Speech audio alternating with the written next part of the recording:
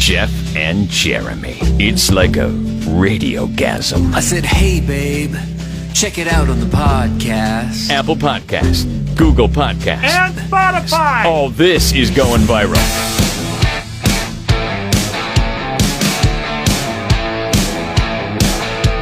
Come on. So, did you see the story on the news last night about the clerk that found the $1 million scratch-off ticket? Actually found the ticket in the garbage, scratched off the number, saw that it was a $1 million winner, and then called the person. They figured out who the person was and gave the $1 million to the person. Don't set the bar that high for humanity, please, because I don't know if I would do the same thing. I know I wouldn't do the same thing. I know for a fact I wouldn't do the same thing. I was amazed by this. Take a listen to this. This is nuts. One evening, I was going through the tickets from the trash and outside, and I found out that she didn't scratch the number, and I scratched the number, and it was $1 million underneath the ticket. And now this person, they live in Massachusetts. The woman that won it, her name is Leah Rose. Leah Figa. She bought the diamond scratch-off ticket back in March. It was a few days later that the person scratched it off and found him, 10 days. And then, we didn't sleep 2 nights. He called my mom, my grandparents in India and asked what to do. My grandparents said, give it back. We don't want that money. Yeah. Maybe there's a karma thing to it, you know? Well, maybe, a bad juju thing to it, you know? I mean, all that stuff. So they call. I don't know how they figure. How do you know when you buy a scratch ticket? You buy a scratch ticket. I don't know. Maybe somehow they figured out this person had bought the scratch ticket, and they were able to get a hold of him and call him down to the store. As soon as she came in, I handed her a $1 million ticket, and she freaked out and cried like a baby. She sat down on the floor right here. And she cried like a baby. That would be pretty cool to have.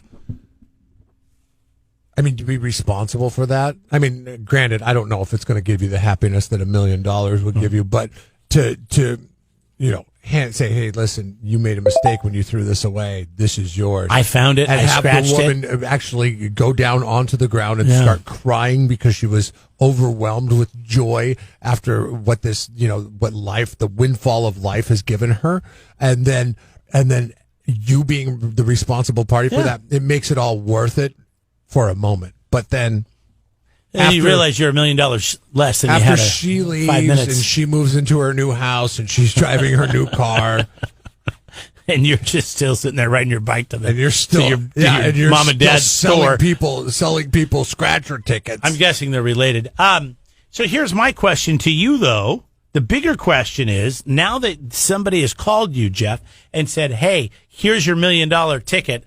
I had it. I scratched it. I saw it. I had the $1 million, and I realized it's not mine. I'm going to do the right thing. I'm going to give it to you." How much money do you give that person? How much money do you give the person that gave you $1 million? I would give him half. Wow. Yeah. I would give him half. I think that's pretty high. I would give him half only because they could have taken it all. Right. No, but I'm telling you right now, I don't think anybody else is going to say that. I would give him $500,000. That's pretty amazing. Because $500,000. You really think you could? $500,000 is more than what I would have had. Right. Right. You can't look at it as you're losing $1 million. Of course, there's going to be some taxes taken out of it. Sure, but whatever. So I'll give you half or whatever. It's all at the end of the day. Yeah. I would have had nothing had that person not called me. So let's say you get $700,000 total. If they take, I don't know, they're probably not going to take that much. But if they took that much, you'd give them $350,000. You would give them half of whatever you got. Whatever after the taxes. take was. Yeah. I think that's such a great thing. That is the exact right thing to do. You have to buy the same ticket that I buy in order for you to cash in on your $1.5 million on any Lotto over 20. But you have to buy that same ticket. I keep all my tickets. Charlene's like, why do we keep all these Super tickets? Lotto Plus? I keep Super Lotto, Mega Millions, and Powerball. Those are the games I play. Tonight, Super Lotto Plus, $49 million. Better buy one, bro. I'm just telling you right now because I'm buying one. I'm actually going big tonight. You going big? Yeah, I'm going big tonight. But that goes back to my thing. You'll go buy one. You'll spend $1. I'll spend $10. Well, I'm going to buy Mega. I'm going to buy Super Lotto Plus, and I'm going to play Powerball. I'm not buying any of those. Well, then that's your loss. No, it's not because if I win Powerball and you didn't buy it, then you're going to be mad because our deal is we have to play the same game. Me. That's on me. Okay. That's on me. I didn't buy Powerball. What do you mean? Fine with that. What are you going big? What does that mean? You're going big on Super Lotto Plus tonight? Yeah, I told you that last week I won like $15. $15 on a Super Lotto Plus. I'm throwing it all back in there. So okay, just Super Lotto Plus? Actually, it was 10 on Super Lotto Plus, 15 on Fantasy 5. Okay, I'll go bigger on Fantasy 5. I played last night. I have not checked my I will go bigger on Super Super Lotto Plus than I go on the others. How's that? Does that make you feel better? No, it doesn't. You'll go $2? Ooh. I tell you what I'll do. If you win and we win together and I get that $1.5 million, I'll give you the extra $15 that you spent on lotto tickets to show you that I went big too. Yeah, that you went $2. Your investment was $2 and mine was 13. Well, and I'll give you the other 13. Whoa! Jeff and Jeremy in the morning. So my parents came to town not last weekend, but the weekend before, and my mom had never had Habit before, and she never had the ice cream cone at the Habit, and she wanted an ice cream cone. She wanted a soft serve ice cream. I've cone. never had the ice cream cone at the Habit. Oh, it's awesome. You know why? It's $1. The ice cream cone, that's what it should be. It's some kind of tradition thing. I don't know what it is. So you get yourself a cheeseburger and some fries, and then you're like, hey, you get $1 ice cream cone. But what they do is, if you get it at the drive-thru at the Habit, they take it because you're eating it in the car, and they take it and they shove it into a cup, and then I didn't tell her, there's a technique to eating it that way. I love the way they serve it up. The way they take it, they shove it in the cup. They give you a spoon or something? They give you a spoon. So you take it out of the cup, the cone part out of the cup, and it's just a little bit of ice cream on the cone. You eat that part first, and then you finish off with whatever's left in the cup. See, the reason I like this strategy is because I like my ice cream to melt in my cup a little bit. I'm a very slow ice cream eater because I like it to melt. My wife is like, she doesn't like that at all. But I like to spoon it like milk. Yeah, see, gross. Don't do that again. That was disgusting. Stop. My daughter's missing teeth in the front right now. And this is watermelon season, so she loves watermelon. So she eats watermelon like every meal. As you take a drink of coffee, it reminds me of you drinking coffee. It's so gross. And she sits there and she's eating. And I don't know why you let these things bother you. She's my daughter, so I can't. She came from you. She is you. Yeah, I can't say anything about it, but I'm like, God, this is the most disgusting thing. Because she's like, well, you could try. You could say, hey, maybe quiet it down a little bit. People are going to look at you like there's something wrong with you. She's missing the teeth. Her two front teeth. Yes. So she has to slurp it.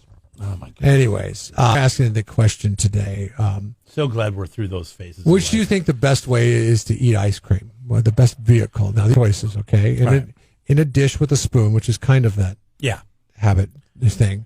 In a cake cone, which is kind of that Ooh, I like the cake cone. Like the waffle? Oh no, the cake is the old school original. Yeah, the white one. And then the waffle. Then there's a waffle cone, which is the big ass cone. Well, it doesn't have to be a big cone. No, but then the sugar cone is what you're thinking of, I think, is the brown one that is. Yeah, that's true. Waffle cones are bigger. Sugar cone is the brown one that's just smaller. Like a waffle cone, you at least have to have 2 scoops, which is what I choose. I like ice cream cones, and I like fill it up. I like the waffle cone. Waffle cone's too much. It's just too much. Do you remember ever going? I don't know if you ever got this when we had a fair where we grew up. It was a big fair, and they had something called a colosso cone. And they would put Oreos and strawberries and caramel. Ridiculous. Oh my God! You don't need that. Good. You don't need that. Nobody needs that. That's like 2 days, 3 days worth of calories. I'm a very strange person. There's 2 flavors that I'm interested first and foremost, and they're old school. One of them is butter pecan. Yeah.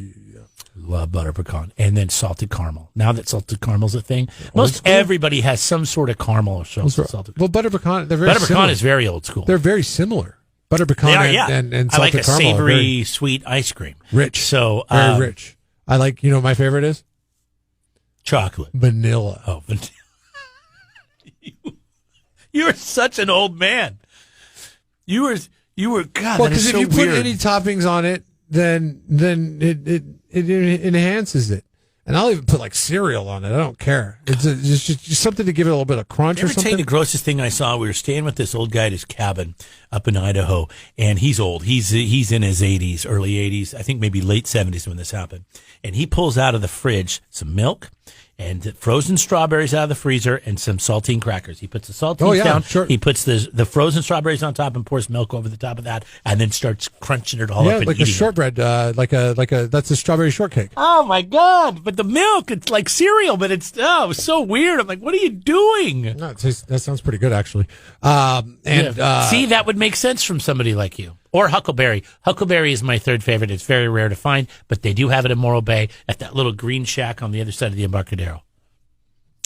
Your last option is in a sandwich. Oh, the cookie sandwich? Yeah. Okay, now the cookie. No, the cookie. It's a yellow package. And this is why I like vanilla. Because that is good in vanilla. Yeah, yes. Dude, Any you're talking ice cream about the sandwich. M&M one, or no, the Toll House. The Toll House. Yes, it's got a Yeah. No, it's giant good. cookie on both sides. It's ice Good. cream in the vanilla in the middle. It's a yellow package. Cowboy Cookies. That's the best. Cowboy Cookies makes the most underrated. Like Cowboy Cookies is known for Cowboy Cookies, right? Like they're known for their cookies, but they should be known for their ice cream sandwiches because it's the most underrated ice cream. One downtown sandwich. Slow? Yes, it is the most underrated ice cream sandwich that anybody could buy anywhere in the world. It is far and away the best That's a treat. ice cream sandwich. And I feel as if though nobody talks about their ice cream sandwiches, they're just talking about their cookies because their cookies are good. But yeah, how about taking those cookies and putting awesome ice cream in the middle of them? That is amazing. I didn't even know that was a thing. Yeah, Because most people don't. I got to get I downtown. mean, they have ice cream that they serve there, and you're just like, say, make me a sandwich, and they're like, okay, sure. Here's some cookies. 805-543-3693. This is our poll question today. SurfNet Communications poll question. How do you prefer to eat your ice cream? Wake up. Jeff and Jeremy in the morning. So the other day we were talking about Kevin Spacey's back doing another film, and apparently somebody's upset about it. His name's Mark Ebenhock. He's one of the accusers. I was mistaken. I thought they were they're all either dead. they gave up, they were dead, whatever. But apparently There's one out he's going to there. be in this new Italian film, What, the guy that which will be his first acting role since he was accused of all these multiple sexual the misconduct accuser's acts. going to be in the film with him? No. Oh, okay. No. One of his accusers, Mark Ebenhock, who claimed Spacey tried to have sex with him on the set of Outbreak in 1995. That's the year I graduated high school. Outbreak. That's the pandemic movie, right? Wasn't that the movie about with the chimpanzees or the little monkeys or whatever? Yeah, they had to torch a town Yeah. in order to save the world. He's outraged over the actors or over Spacey's new role, which he plays a cop investigating a man wrongfully accused of sexually abusing children. It is a little ironic, isn't it? Since he was accused of sexually abusing I know. other men, not children. So, anyways, he's upset. Make it work He's that you trying to could raise get it, a right? stink. And the reason I bring it up is because I thought they were all, dead and gone or given up, but that's not the case. Because I know one guy retracted it, probably because he was paid off. One guy died. One guy committed suicide. I think one guy had cancer, didn't he? I don't know. I just know that it was really weird how they're all kind of just falling to the wayside.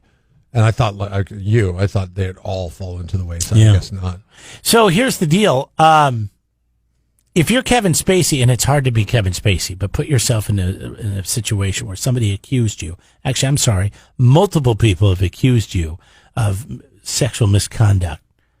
And then your first role to get back to acting is playing a detective who's investigating somebody who was falsely accused of sexual misconduct. Is that the best role for you to take? No. But you also, You have to get back in it? you have to do it. You have to do it. You can't, he's not in a position, even though he's Kevin Spacey, to turn down money and jobs. It's funny how we just kind of move on and forget things. I was thinking the other day when I heard this, I thought, Look at Andrew Cuomo. he's a good actor. Yeah, what happened there? I heard his brother. What's his brother's name? Chris. For CNN. Chris. Chris Cuomo. He was being, thrown to the wolves because during this whole thing, he was helping his brother come up with statements and helping him organize his his thoughts and statements on how he should speak to the media. Well, I mean, it makes sense. I mean, number one, they're brothers. Number two, because of his journalistic background, I would imagine he's going to know how to handle the situation. He's going to know right. some things.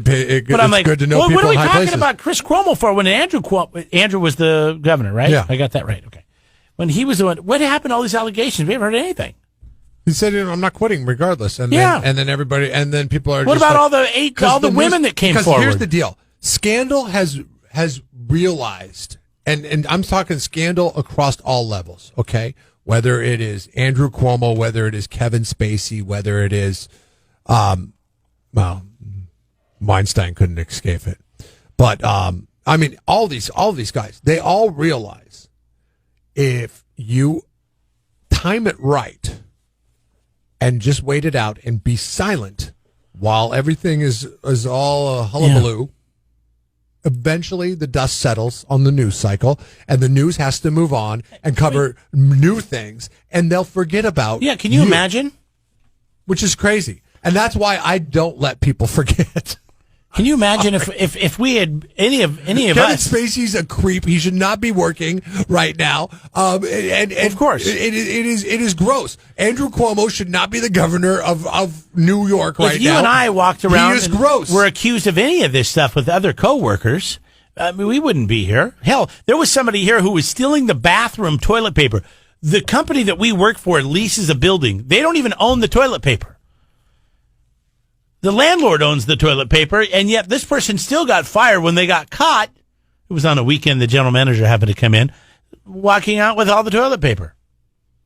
Really? Somebody was stealing toilet paper from this place? You don't remember this before we started working here. I remember the story. We told us on our interview. But somebody, was stealing a bunch of toilet paper, and they got fired. I don't know if they were telling us they didn't want to hire guys that were going to maybe steal toilet paper because they looked at it like these could be toilet paper stealers. Is it stealing toilet paper if you only go number 2 at work and never at home? No. Okay, good. Because they make it available to you. But if you take it out of the bathroom and put it in your car like a case, then that's stealing. What if I'm just casually blowing my nose into some as I'm walking out of the bathroom? Is that stealing? No?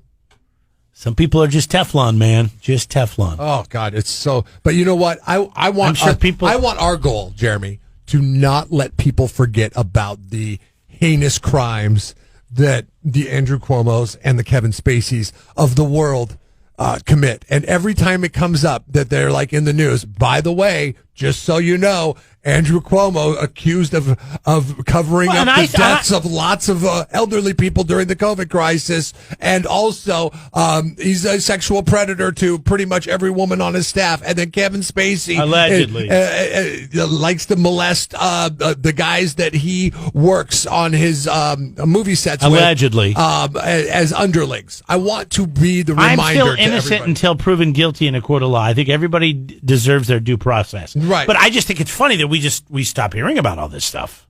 Where did it go? Because the news cycle has to move on. But we are here to remind you.